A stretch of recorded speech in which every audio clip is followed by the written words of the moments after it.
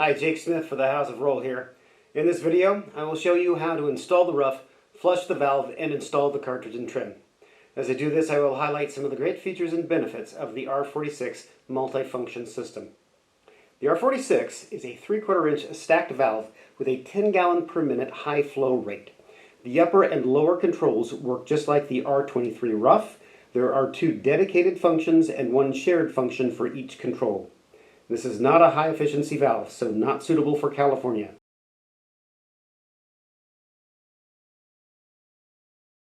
This is the stud bay. This model is in wood, but you may see an installation of metal 2x4s in the field. The first feature I want to speak about is a plaster guard that protects the valve after installation and during the mounting of the solid surface or tile.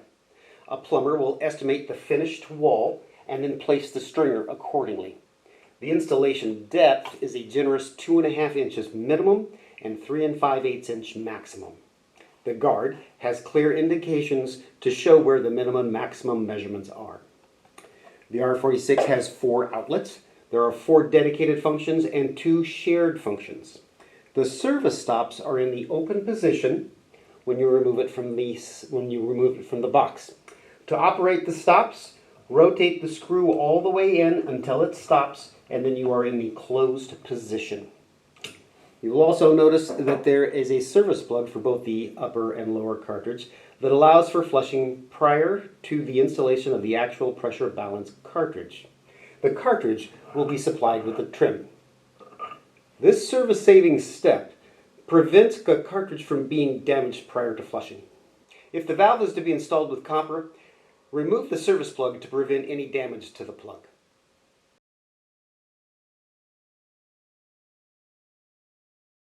Removing the plastic guard, we see the service plugs. The reason there are service plugs is to allow the installer to remove the plug, flush the valve, and then install the cartridge. The cartridge is designed to last 5 to 7 years with normal use, but will fail quickly if debris is allowed into the cartridge through an unflushed hot or cold inlet.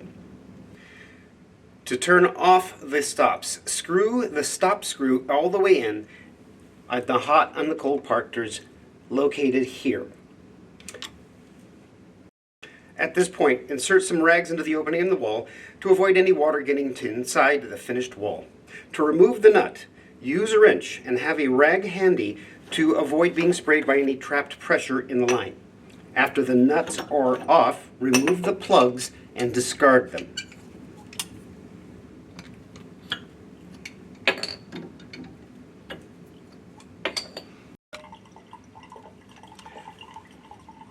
To flush the valve, cover the cartridge openings and open each stop approximately 20 seconds each to flush the rough.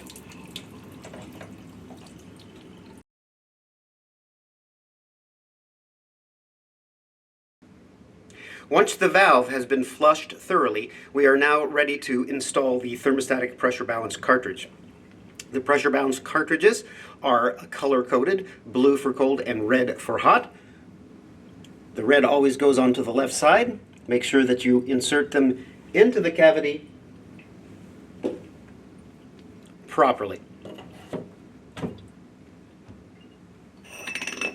Next, spin on the cartridge nut.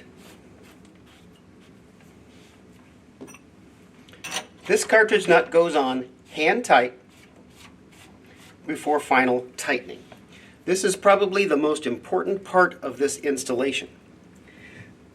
The danger here is over tightening the cartridge. You saw me put these in hand tight, and now I am drawing a line on the cartridge body and on the nut itself. The reason I am doing this is because you can over tighten these nuts, and if these nuts are over tightened, then the handle will operate stiffly. Once the line has been drawn, we rotate the nut from 12 o'clock to 3 o'clock on the upper and on the lower cartridge. We can tighten this much more, but we don't want to do this. As I said before, this causes a stiff handle during the operation of the valve, but at this point we're ready to turn on the stops and test the functions.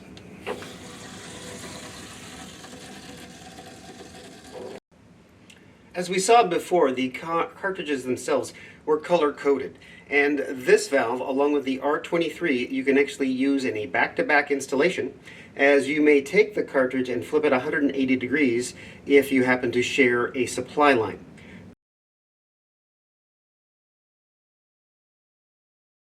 We're going to slide the finished tube onto the body with the weep hole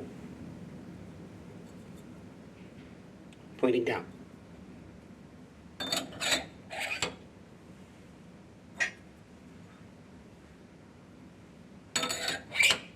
Next, install and tighten the sleeve nut.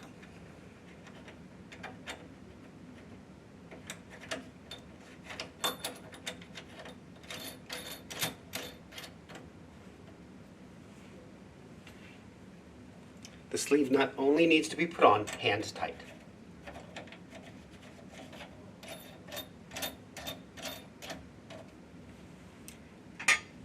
Next, we install the plate.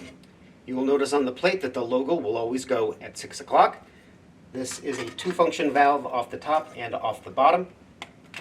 Once the plate is into position, we will put some silicone around the edges, but not at the 6 o'clock position on the bottom.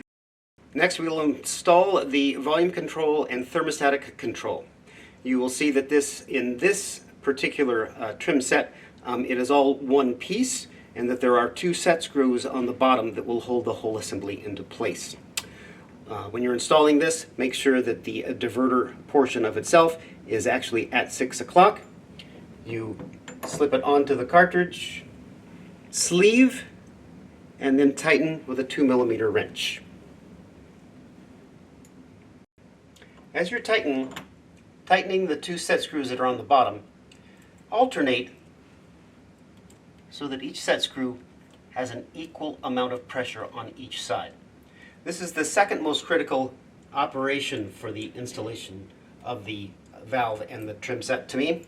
If these set screws are not in the proper position or rotated to the correct pressure, on turning the handle, the diverter handle itself, you will notice that it may slip and then not operate properly.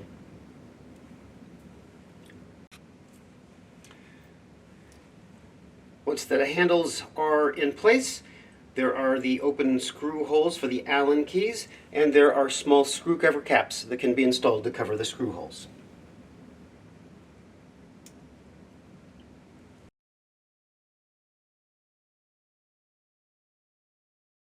The R46 is a high-flow thermostatic pressure balance valve that flows at 10 gallons per minute. As you see behind me, there is a stacked valve. You see an upper handle and a lower handle.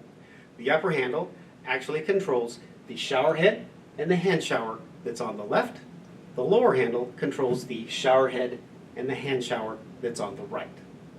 As we turn the handle on the upper control from 6 o'clock to 9 o'clock, this turns on the shower head. This is the first function of 3 functions that's on this upper control. As we turn from 9 o'clock to 12 o'clock, this mixes the functions between the shower head and the hand shower.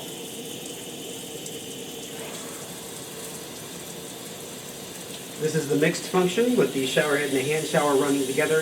And finally, when we turn the control to 9 o'clock, the hand shower will run by itself. And then rotating from 9 o'clock to 6 o'clock turns the upper control off. The lower control works exactly the same. Rotating from 6 o'clock to 9 o'clock, the shower head goes on. And then from 9 o'clock to 12 o'clock, this mixes in the hand shower. And then from 12 o'clock to 3 o'clock, this will be the hand shower by itself. And then again, rotating from 3 o'clock to 6 o'clock, turns the bottom control off. The handles themselves can be rotated either clockwise or anti-clockwise.